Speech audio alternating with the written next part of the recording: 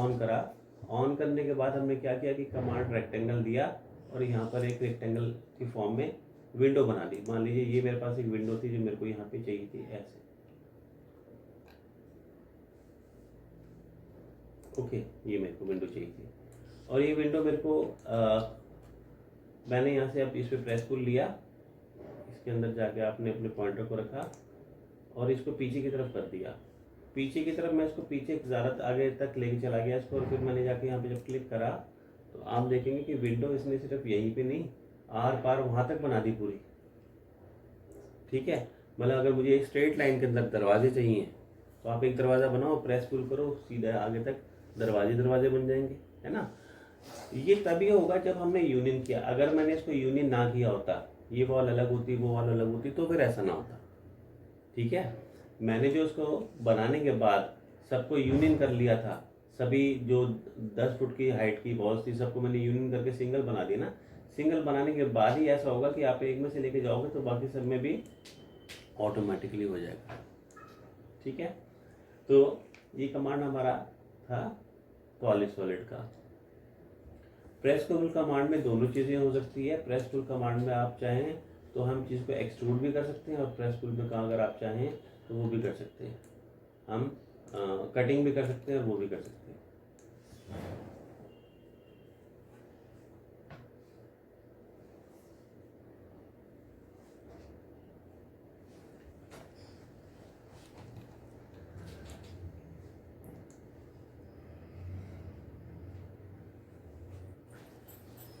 ठीक है, नेक्स्ट हम इसमें कमांड जो सीखेंगे वो आज हम करेंगे इसमें 3D पॉलीलाइन। 2D पॉलीलाइन तो क्या होता है कि जब आप 2D पॉलीलाइन का यूज़ करते हैं, इसमें बंद कर देता हूँ, सेव चेंजेस पे हम नो कर देते हैं। 2D पॉलीलाइन जो होती है ये हमारी सिंगल डायरेक्शन में चलती है ऐसे। अब देखो मैंने इसको चलाया, ये अभी x के पैरेलल गई, अभी ये y के पैरेलल गई। मैं इसको z पे ऊपर ले जाना चाहता हूँ, z तो हाइट में आएगा ना, z पे जा ही नहीं रही है।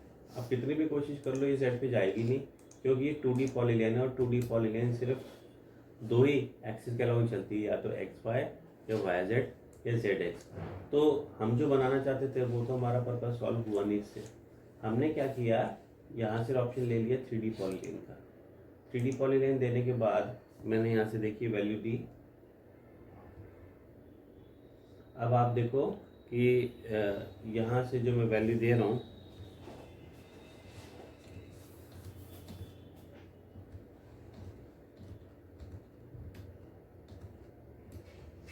हम इसमें XYZ तीनों में चल रहे हैं, देख रहे हैं आप। ये देखो x के पैरेलल है ये वाली लाइन, ये वाली लाइन y के पैरेलल है और ये वर्टिकल लाइन z के पैरेलल है। तो मैंने क्या किया, यहाँ पर एक प्रोफाइल बनाया ऐसे, और आपने कमांड दिया स्वीप का, कल ही किया था हमने लास्ट क्लास में। स्वीप लिया, इसने प्रोफाइल हो गया और पाथ में जैसे सिलेक्ट करा तो आपने देखा कि इसने सारे को उसी के अलोंग कर दिया। देखा, मतलब कि जो 3D पॉलीलाइन होती है हमारी, 3D पॉलीलाइन सिर्फ दो प्लेन के अलोंग नहीं, तीनों एक्सिस के अलोंग चलती है। देखो आप, मैंने इसको ऐसे भी ले लिया, ऐसे भी कर दिया, ऐसे भी कर दिया। देखो जो भी मैंने शेप ले ली इसमें, इसके बाद हमने स्वीप कमांड लिया, इसको लेके पाथ सिलेक्ट करा तो आपने देखा वही शेप में इसने इसको पूरे में घुमा दिया, है ना। तो 3D पॉलीलाइन की जरूरत अब हमें पड़ेगी इसमें काम करते समय। इसमें हमारे पास 3D ओस्नैप भी होते हैं, 3D ओस्नैप भी होते हैं। जैसे आपने ऑटोकैड 2D में जब आपने सीखा था तो 2D ओस्नैप सीखे थे, एंड पॉइंट, मिड पॉइंट वगैरह, ऐसे यहाँ पे 3D ओस्नैप दिए जाते हैं। तो 3D ओस्नैप में अगर आप देखेंगे तो हमारे को यहाँ पे सेटिंग में दिखाई देता है पहले तो नंबर पे वर्टेक्स। जब आप कोई भी कमांड लेते हैं और ये जो पॉइंट दिखाई दे रहा हमें, ये मैंने यहाँ से 2D ओस्नैप ऑफ कर दिया, 3D वर्टेक्स लिखा आ रहा है यहाँ पे। ये बेसिकली जो कॉर्नर पॉइंट हम यहाँ पे पकड़ पा रहे हैं इसमें, उसको हम वर्टेक्स कहते हैं, 3D वर्टेक्स। ये वर्टेक्स था। ऐसे mid point on the edge है, अगर यहाँ से मैंने इस ऑप्शन को भी सिलेक्ट कर लिया तो जो मिड पॉइंट होता है बेसिकली उसी को 3D मिड पॉइंट कहा जाता है। ये देखो 3D मिड पॉइंट से तो आ गया ये, है ना। तो ये मिड पॉइंट हो गया। वैसे ये सेंटर ऑफ द फेस है, तो सेंटर ऑफ द फेस आप लेते हैं तो ये देखो, ये ऑप्शन में अगर हम कोई चीज़ बनाने जा रहे हैं, मैंने मान लो सिलेंडर लिया और ये देखो सिलेंडर मुझको बिल्कुल ठीक इसके बीचों बीच से ही लेना था। तो सेंटर ऑफ द फेस में क्या होता है, डायरेक्टली जो भी आप ऑब्जेक्ट सिलेक्ट करते हो उसका सेंटर ये ले लेता है और सेंटर ऑफ द फेस अपने आप निकाल लेता है। हमें इसमें कुछ करने की ज़रूरत नहीं है ना। हमने यहाँ से किसी भी तरह की शेप बना ली। राउंड ऑब्जेक्ट का तो सेंटर होता है, मैं इसलिए आपको यहाँ पे लीनियर ऑब्जेक्ट का सेंटर दिखा रहा हूँ। हमने यहाँ से सेंटर का ऑप्शन को सिलेक्ट कर लिया, सेंटर ऑफ द फेस। अब हमने सिलेंडर लिया और सिलेंडर देखने पे आपने देखा ये 3D सेंटर नज़र आ रहा है, ये रहा।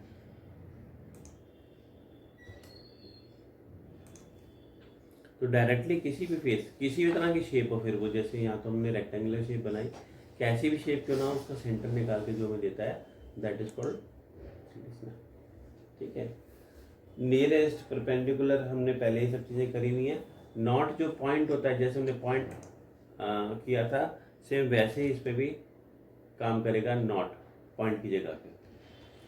तो ये 3D ओ स्नैप्स होते हैं। ठीक, तो इनकी आप प्रैक्टिस करके देखिए। जो नए